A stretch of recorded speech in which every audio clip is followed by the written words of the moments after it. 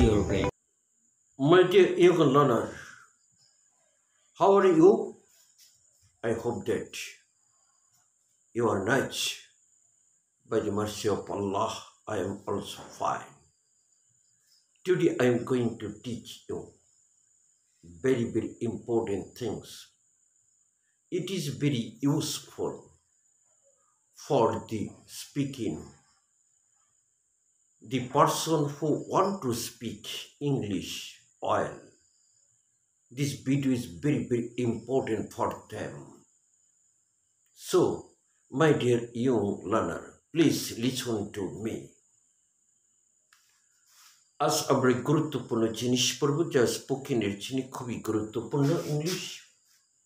যেমন আছে, have has অর্থ আছে, আবার এম ইজ আর অর্থ আছে আছে, আবার হ্যাভ বিন হ্যাজ বিন অর্থ আছে আছে।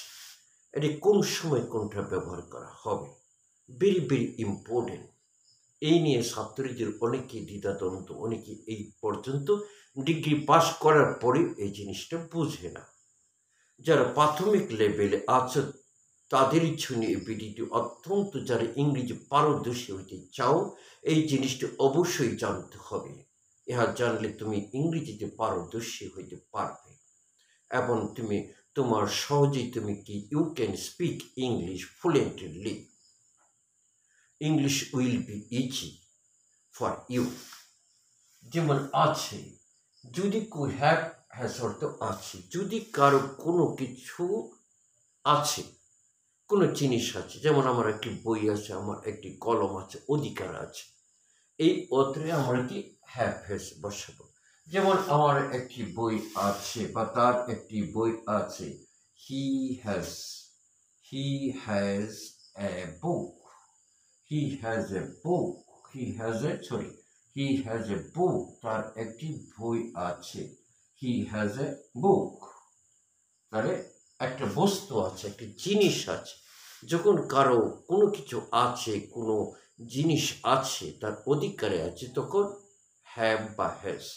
হ্যাভ বা হ্যাজের অর্থ কি? আছে এক্ষেত্রে।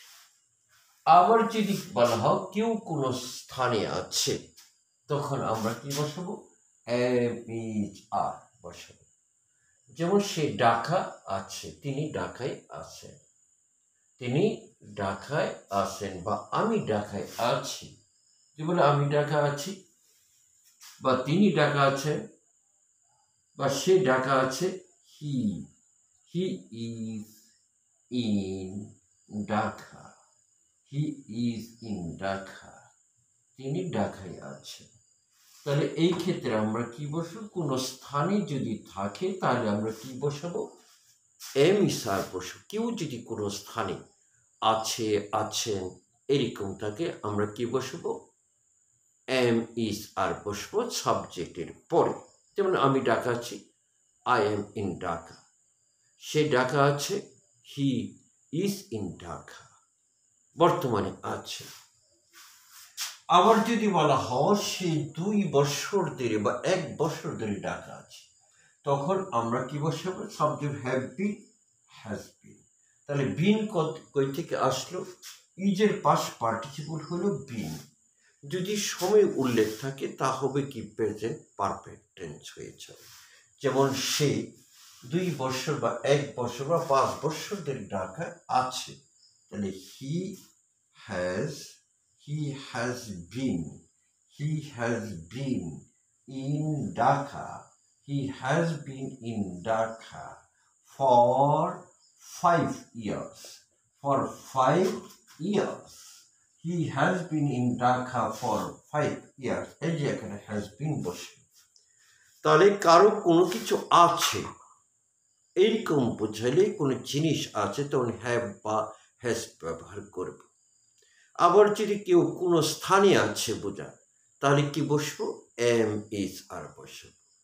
আবার যদি কোনো সময় ধরে সে আছে, যেমন ঢাকা 5 বছর 2 বছর ধরে সে কলকাতা আছে, ঢাকা আছে, ইন্ডিয়া আছে, তখন কি হ্যাভ বিন, হ্যাজ বিন বসবো।